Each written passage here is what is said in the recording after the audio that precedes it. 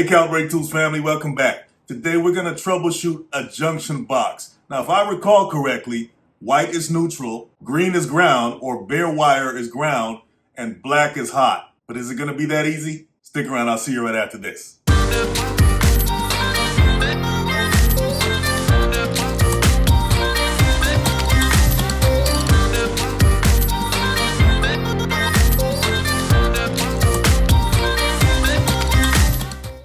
Alright guys, got a situation here.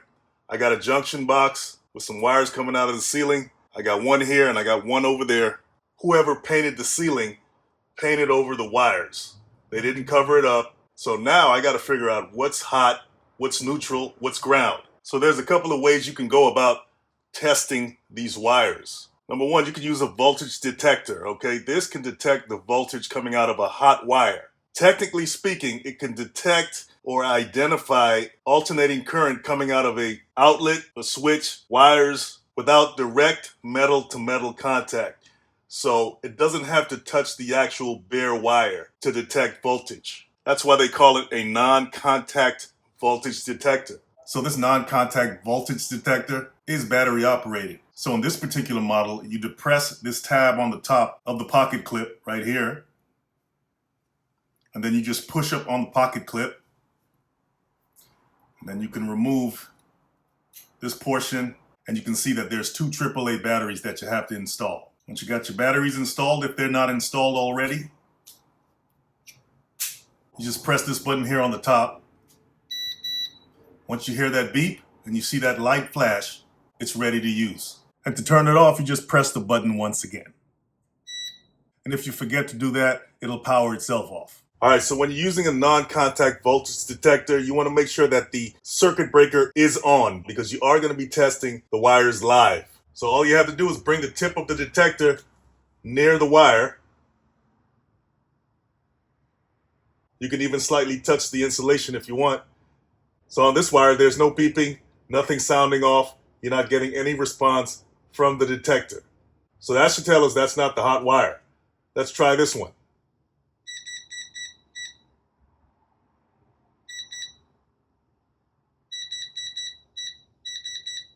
Okay, so we know this right here is a hot wire.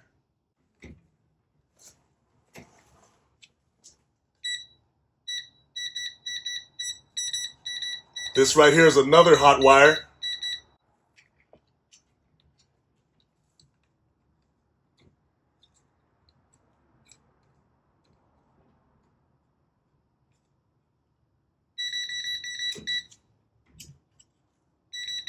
And this back here is another hot.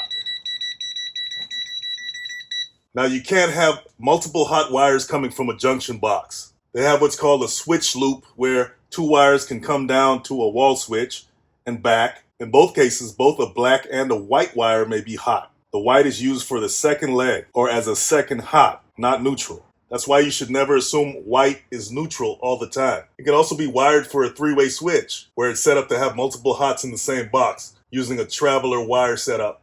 Multiple circuits can pass through the same box. And those hots can be from two completely different breakers. So even if one breaker is off for one hot, one breaker can still be on for another hot. So you got to be careful because that's a live wire. And then you could have power coming in that's feeding different fixtures like a ceiling light or a fan. So it feeds one and then it continues down the line and feeds the other fixture in a daisy chain type fashion. So you might see two black wires or two hot wires, one coming in and one going out to the next fixture.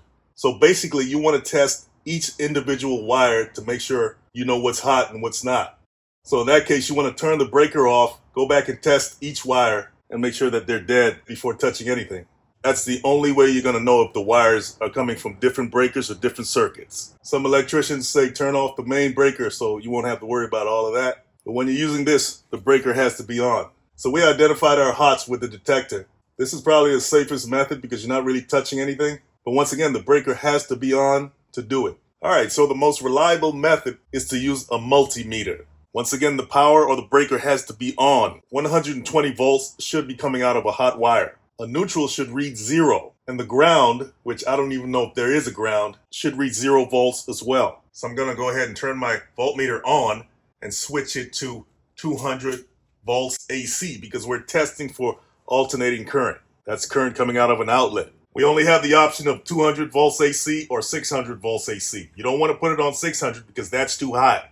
200 will capture the range that we need, which is 120 volts AC, and give us a more accurate reading. So what I'm going to do now is I'm going to remove the wire nuts.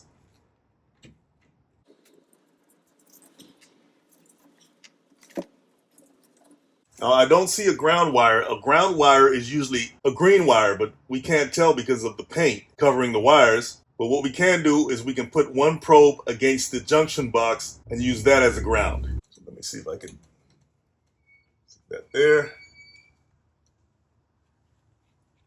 And we're going to put the second probe against this wire.